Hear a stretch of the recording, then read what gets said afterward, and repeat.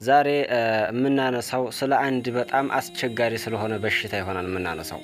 ያ በሽታ ደግሞ ምንም አብዛኛው ሰው መድኃኒቱን ወይም መፍትሄውን ያጣለትኝ መፍትሄውን የማይገኝለትኝ ከስንት አንዳንድ አላህ ሱብሓነሁ ወተዓላ ያደለው ሰው ካልሆነ በቀር በዛ በሽታ አብዛኛው ሰው የሚጠቃ የሆነ በሽታ ነው ማለት ነው። ሱብሓነላህ። እንደምናየው አብዛኞቻችን በህይወታችን የልብ መጨናነቅ ወይም ደግሞ የሩሃችን መጨናነቅ፣ መጠበብ፣ ማሰብ የመሳሰሉ ነገሮች አብዛኛው የሰው ልጅ በጣም የሚያስተናግዳቸው በሽታ ናቸው ማለት ነው። ምክንያቱም ያን ሰው ወይ ርቦት አይደለም ወይ ቸግሮት አይደለም ወይ ታሞ አይደለም፣ ነገር ግን ዝም ብሎ እንደዚሁ በቃ ምንም ከምን እንደመጣ በማያውቃቸው ጭንቀትና ሐሳብ ልቡ ይጣብባል። በህይወቱ ያለው ህይወት ደስተኛ አይሆንም።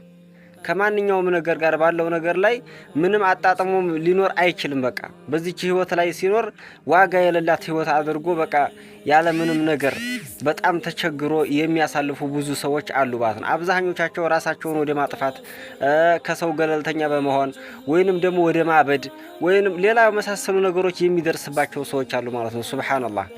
እና እስኪ ይሄን በሽታ ምንድነው? ይሄ በሽታ ምናገኘው ሱብሃንአላህ ወደ መጀመሪያ ወደ ተፈጠርነበት እንመለስ። خلونا نتفكر عن خلقة الإنسان ስለ ሰው ልጅ አፈጣጠር እስኪ እንመልስ ብለን እናስተንተን። አላህ ሱብሃነሁ ወተዓላ የሰው ልጅ ሲፈጥረው ሙከወን ሚን ሸይአይን ከሁለት ነገር የተከናወነ አድርጎ ነው የፈጠረው። ሱብሃንአላህ። አንደኛው ምንድነው? አልጀሰድ ሰውነታችን፣ አካላችን፣ ይሄ ስጋችን ማለት ነው። ሁለተኛው ደግሞ አርሩህ ሩሃችን ነው ማለት ነው። ሩሃችን ነው። طيب አካላታችን ወይም ስጋችን ከምንድነው የተፈጠረው? አልጀሰዱ ሐፍና ሚን ቱራብ የመሬት ዝግን ነው፣ ከመሬት የተዘገነ ነው፣ ከአፈር የተዘገነ ነው ማለት ነው አካላታችን ወይም ሰውነታችን። ለምንድነው አላህ ሱብሓነሁ ወተዓላ ምን ይላል? ወበደአ ኸልቀል ኢንሳኒ ሚን ጢን የሰው ልጅ አላህ ሲጀምረው ከአፈር ነው የፈጠረው ማለት ከአፈር ነው የጀመረው። ثم من نطفة ከዛ ከኑጥፋ ከውሃ ማለት ነው ከሰው ልጅ ከሚወጣ እንትን ማለት ነው።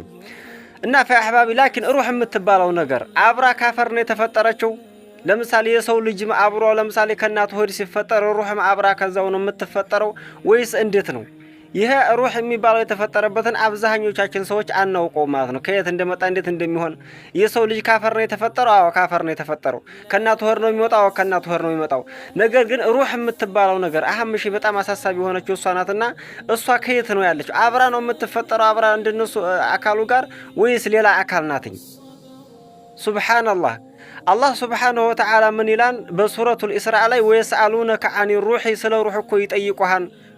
ቁል ሩህ ሚን አምሪ ረቢ ወማ ኦቲቱም ሚነል ዒልሚ ኢላ ቀሊላ ሩህ እኮ የአላህ ነገር ናት፣ የአላህ ነው፣ ከናንተ እውቀትን ትንሽ እንጂ ሌላ አልተሰጣችሁም በላቸው ይላል አላህ ሱብሓነሁ ወተዓላ ማለት ነው። እና ፈአህባቢ ሩህ የምትባለው ነገር ከአፈር ስንፈጠር አብራን አልተፈጠረችም፣ ወይም ከናታችን ሆድ ስንፈጠር አብራን እንደገና ነው የሚነፋብን። እንደገና ሱመ ዩንፈኹ ፊህ ነው ሩህ ይነፋን እንጂ የእናት ማፀን አይፈጥረውም ማለት ነው። ፈአህባቢ አካላታችንን ግን ከአፈር ثم من نطفة ወይ ከኑጥፋ ከሚባለው ከሰው ልጅ ስሜት ከሚወጣው ከዛ ነው የሚፈጠረው ማለት ነው። ሱብሃንአላህ።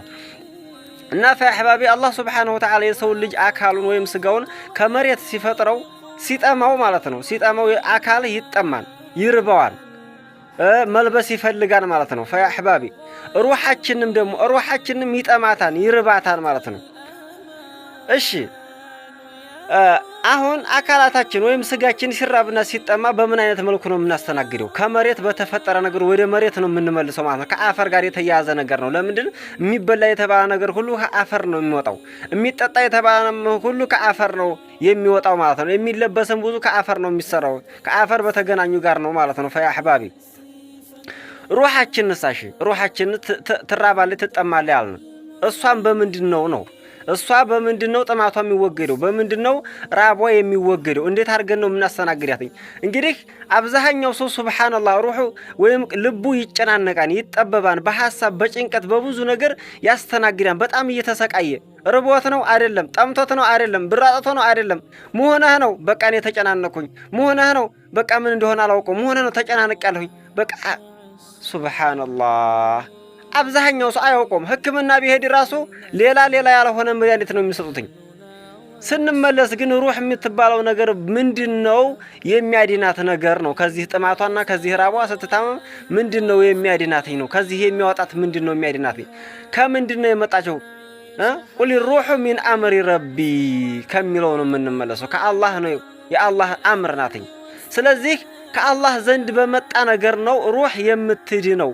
ሩህህ ወይም ልብህ የሚደሰተው ሩህህ ወደ ትክክለኛ ማንነቷ የምትመለሰው ከአላህ በመጣ ነገር ላይ ስታጽናናት፣ በዛ ነገር ላይ ስታስተዋውቃት ነው። ፈአህባቢ ሩህ የተፈጠረችው አላህ ጋር ለመተዋወቅ እንጂ ዱንያ ላይ አይደለም። አብዛኛው ሰው የዱንያን ሀምና ጭንቀት የነገ በስቲያን የዛሬ ዓመትን ጭንቀት እያመጣ በራሱ ላይ ጫን ያደርግባትና ኻላስ እሷ የተፈጠረችው ለሌላ ዓላማ ነው። እሱ የሚያስበው እንግዲህ ለሌላ ዓላማ ነው።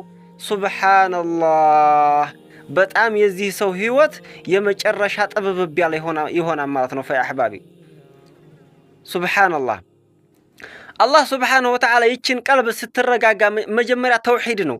ወደ አላህ ሱብሓነሁ ወተዓላ በተውሂድ በብቸኝነት በመገዛት ወደ አላህ ሱብሓነሁ ወተዓላ ስትተዋወቅ ይች ልባችን ትረጋለች ማለት ነው። ምን ይላል አላህ ሱብሓነሁ ወተዓላ? አፈመን ሸረሐ አላሁ ሶድረሁ ሊልኢስላሚ ፈሁወ ዐላ ኑሪን ሚን ረቢህ ይላል አላህ ሱብሓነሁ ወተዓላ ማለት ነው። ልቡን እኮ ያብራራለትና የገለጸለት ሰውዬ እኮ ሊልኢስላም ወደ እስልምና አላ ወሁወ ተውሂድ እሱ ደግሞ ተውሂድ ነውና ማለት ነው። ወልኢብቲዓዱ አን ሸርክ ከሽርክ መራቅ ከወንጀል መራቅ የመሳሰሉ ነገሮች ነውና ተውሂድ ብሎ ማለት የሆነ ፈሁወ ዐላ ኑር ሚን ረቢህ እሱ ከጌታው ከሆነ ዘንድ ብርሃን ነው ይላል አላህ ሱብሓነሁ ወተዓላ ማለት ነው። ሱብሓነላህ አለዚነ አመኑ ወተጥመኢኑ ቁሉቡሁም ቢዚክሪላሂ አላ ቢዚክሪላሂ ተጥመኢኑል ቁሉብ እነዛ ያመኑትኝ እኮ ይላል አላህ ሱብሓነሁ ወተዓላ። ወተጥመኢኑ ቁሉቡሁም ቢዚክሪላህ አላህን በማስታወስ እኮ ልባችሁ የምትረጋ የሆነ አላ ቢዚክሪላሂ ተጥመኢኑል ቁሉብ በአላህን በማስታወስ ልብ አትረጋም እንደ ይላል አላህ ሱብሓነሁ ወተዓላ ማለት ነው። ፈአህባቢ በሌላ አያት ምን ይላል? ወመን አዕረዱ ዐን ዚክሪ ፈኢነ ለሁ መዒሸተን ዶንከን ወነሕሹሩሁ የውመል ቂያመቲ አዕማ ይላል አላህ ሱብሓነሁ ወተዓላ። ከእኔ ዚክር እኔን ከማስታወስ ወደ እኔ ከመቃረብ ከተውሒድ ከዒባዳ የራቀን ሰው ምናል አላህ ሱብሓነሁ ፈኢነ ለሁ መዒሸተን ዶንከን ጥብብብ ያለ ህይወት አለው ማለት ነው። ፈአህባቢ አይ ዋሕድ ምንድን ነው?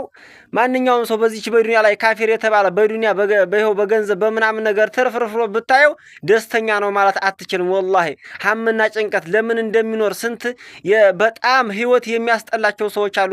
ብዙ ነገር ሞልቷቸው ተርፏቸው ፈአህባቢ ነገር ግን ሩሃቸው ወይም ልባቸው የሚረጋጋበት ነገር አጥተው ማለት ነው። ከአንዱ ሀገር ይሄዳሉ፣ ይመለሳሉ፣ አንዱን ይበላሉ፣ አንዱን ይጠጣሉ፣ ወዲያ ይሄዳሉ፣ ወዲህ ይመለሳሉ። በቃ ህይወታቸው በጣም ምስቁልቁል ያለ ነገር ነው። ከማግኘት ጋር አይገናኝም። አብዛኛው ሰው ካለማወቁ የተነሳ ማግኘት ወይም መብላት ወይም መጠጣት መክበር ይመስለዋል ልቡ የሚደሰትለት።